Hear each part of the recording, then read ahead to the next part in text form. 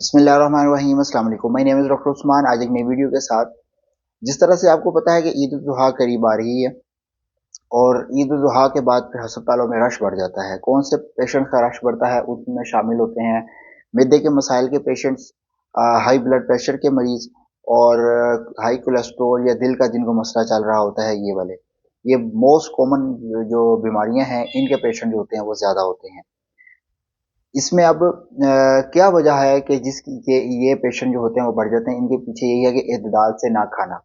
इन दिनों में जो बहुत ज़्यादा गोश्त की डिशेस बन रही होती है, मिर्च मसाले, फिर बारबेक्यूज, निहारी, ये सब डिशेस का इस्तेमाल ज़्यादा हो जाता है, जिसकी वजह से जो मैदे का मसाइल पहले का शिकार होते हैं वो ज़्यादा नमक और मिर्च मसाले खाने की वजह से उनका मसला बढ़ जाता है, जिसकी वजह से वो फिर कंप्लेन के साथ हॉस्पिटल में आते हैं।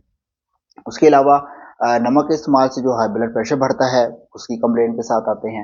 और कोई दिल का मसला हो या कोलेस्ट्रॉल ज़्यादा हो तो फिर उसकी कंप्लेंट के साथ फिर वो प्रेजेंट करते हैं। तो इसके लिए यही एहतियात है कि आप इत्दाल के साथ मॉडरेट मिकदार में आप इस्तेमाल करें, और साथ साथ गोश्त के साथ साथ आप कोई रफ डाइट, वेजिटेबल्स, सलाद और इसबगोल का छिलका लाजमी साथ इस्तेमाल करें ताकि कॉन्स्टिपेशन ना हो।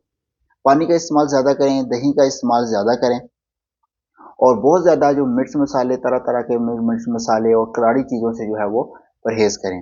थोड़ी सी एहतियात से आप बड़े मसले से बच सकते हैं। और ईद जो है वो खुशियों का त्यौहार है, ना कि बीमारियों का। अपना बहुत ख्याल रखें। अल्लाह हाफिज़।